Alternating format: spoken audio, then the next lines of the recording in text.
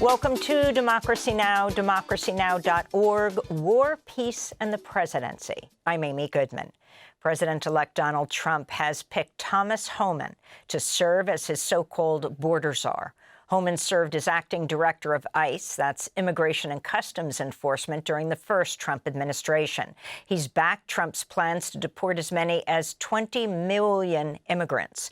During a recent interview on 60 Minutes, Homan said the mass deportation campaign could also target U.S.-born children who were born to undocumented parents. He was interviewed by Cecilia Vega.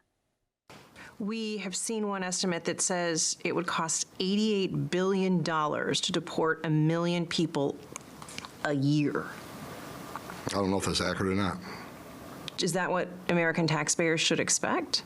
What price do you put on national security? Is it worth it? Is there a way to carry out mass deportation without separating families? Of course there is. Families can be deported together.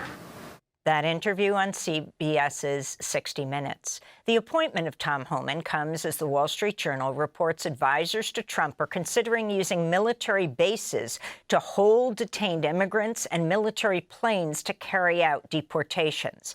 In other transition news, CNN's reporting Trump has offered Republican Congresswoman Elise Stefanik the job of U.S. ambassador to the United Nations. Meanwhile, Trump has ruled out jobs in his new administration for former CIA Director Mike Pompeo and former UN Ambassador Nikki Haley. In other election news, the Associated Press has projected Donald Trump has won the state of Arizona, giving him a clean sweep of the 7 battleground states. With Arizona, Trump is projected to have won a total of 312 electoral votes. Kamala Harris has won 226. In other news from Arizona, Decision Desk is now projecting Democrat Ruben Gallego has beaten Republican Kari Lake to fill Senator Kyrsten Sinema's seat. Meanwhile, in Nevada, Democratic Senator Jackie Rosen has won re-election, defeating Republican Sam Brown. Overall, Republicans have won control of the Senate and will soon pick a new majority leader. 3 senators are in the running: Senator John Thune of South Dakota, Senator John Cornyn of Texas, known as the Johns, and Senator Rick Scott of Florida. On Sunday, Trump said the next majority leader must embrace recess appointments to make it easier for him to quickly fill posts without Senate oversight. For years, both Republicans and Democrats have opposed this move. Sources close to liberal Supreme Court Justice Sonia Sotomayor says she has no intention to resign. Some Democrats have privately pushed the 70-year-old justice to step down to give President Biden a chance to nominate a successor before Trump takes office on January 20th.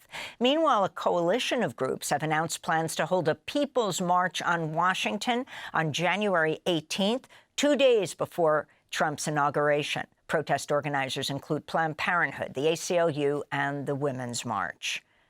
The FBI is investigating a spate of racist text messages targeting Black Americans in the wake of Trump's election victory.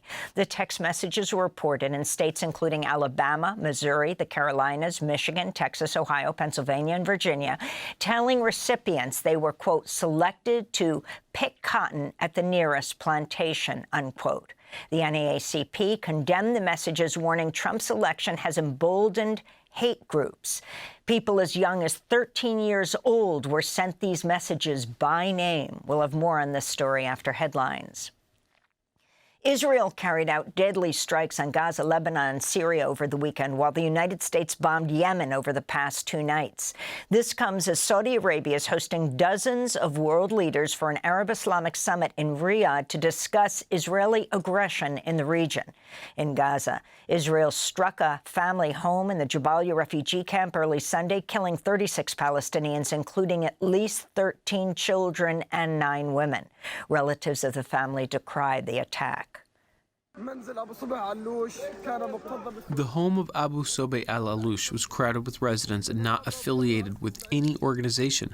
They are simply people trying to make a living, minding their own business, and have no involvement with anyone. This strike targeted civilians who have no ties to any groups or organizations. More than 50 people were there, as their grandchildren, children, and daughters, all displaced, had taken refuge with them, seeking safety. The house was struck while they were all inside. Later in the broadcast, we'll hear from Palestinian-American human rights professor Noura Erakat, who'll talk about the attack on Jabalia. Israel's killed at least 4 more Palestinian journalists in Gaza. Mohammed Khares and his wife died in an airstrike on their tent near the Nuseirat refugee camp. Ahmad and Zara Abu Sakhail were killed in an Israeli airstrike targeting a school in Al-Tufa. The radio broadcaster Khalid Abu Zir was killed on Friday. This comes as the UN-backed Famine Review Committee has issued a dire warning saying there's a, quote, strong likelihood that famine is imminent in areas of northern Gaza. In other news, Qatar has withdrawn from its role as mediator between Israel and Hamas. Israel's also continuing its assault on Lebanon, despite Israeli claims ceasefire talks are progressing. On Saturday, Israeli strikes killed 20 people in and around the ancient city of Baalbek. On Sunday, an Israeli strike on the village of Almat, north of Beirut, killed 23 people, including at least 3 children. Israel also targeted numerous villages in the West Bekaa region. This is my house, and I worked so hard my whole life to build it. No one helped me. I did it all by myself through hard work. To raise my family composed of 7 to 8 souls, and I'm still working actively. I found it all destroyed. I don't have in it any missiles to attack the Israelis.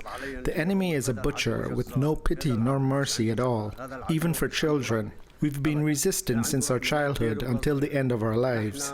Lebanese state media reports at least 10 paramedics were also killed over the weekend as Israel continues to target Lebanon's health workers. Over the weekend, Russia and Ukraine launched major drone attacks against each other. Russia reportedly fired 145 drones, while Ukraine attacked Moscow with more than 30 drones. Russian attacks overnight killed 6 in southern Ukraine. Meanwhile, U.S. and Ukrainian officials say 50,000 Russian and North Korean troops are planning to launch a counteroffensive in western Russia to regain land seized by Ukraine. This all comes as the Washington Post reports Donald Trump spoke on Thursday with Russian President Vladimir Putin and urged him not to escalate the war in Ukraine. The Kremlin has denied the report. The UN Climate Summit is underway in Baku, Azerbaijan, where government officials, civil society leaders, and climate activists are gathered as the planet is on track yet again to suffer its hottest year on record, and carbon dioxide levels in the atmosphere reach record highs. Recent data shows wealthy countries, including the U.S. and China, embarked on an oil and gas exploration spree, despite signing on to an agreement at last year's COP to transition away from coal, oil, and gas.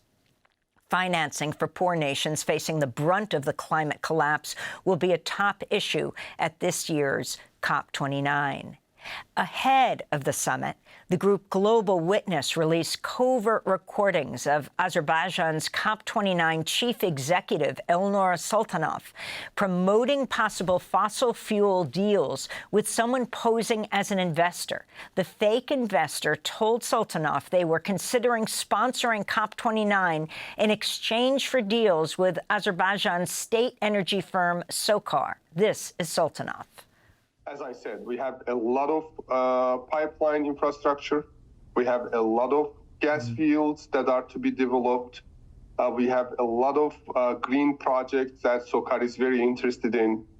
There are a lot of joint ventures that could be established, potential joint ventures. Our SOCAR trading is trading oil and gas all over the world, including in Asia. So to me, these are the possibilities to explore. Meanwhile, many delegates at COP29 are bracing for the incoming Trump presidency. Trump's transition team is reportedly already preparing to once again withdraw the U.S. from the Paris Climate Agreement. Prominent climate activist Greta Thunberg announced she is not attending COP29 over Azerbaijan's climate and human rights record. She's calling for protests tonight in Tbilisi, Georgia, where she's been meeting with local activists. She wrote on social media, quote, Azerbaijan, using COP29 as a facade, is ramping up control under a false green agenda, tightening its grip on power and escalating regional tensions, unquote. Democracy Now! Will be reporting live from COP29 in Baku, Azerbaijan, all next week from November 18th to the 22nd. Tune in to democracynow.org. In Amsterdam, police beat and arrested more than 100 pro-Palestinian protesters Sunday after they defied a ban on demonstrations following street clashes between visiting Israeli soccer fans and Dutch youth. Unrest in the city began Wednesday when fans of the Maccabi Tel Aviv football team were seen chanting pro-genocide, anti-Arab slogans and tearing down Palestinian flags. Street clashes broke out as tensions escalated before and after the soccer match. Amsterdam's mayor blamed, quote, anti-Semitic hit-and-run squads, but observers in Amsterdam said Israeli hooligans instigated the violence. The violence grew into an international story as Israel sent planes to evacuate the Israeli fans.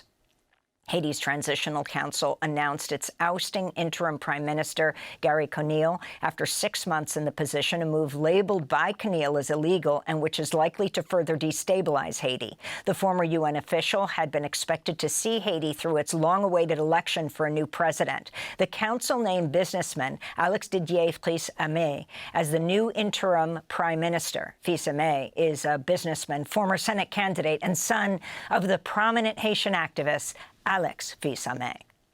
The political shakeup comes amidst worsening gang violence and a dire humanitarian crisis in Haiti. On Friday, the UN warned famine spreading to new areas as an international Kenyan-led security force struggles to contain the bloodshed.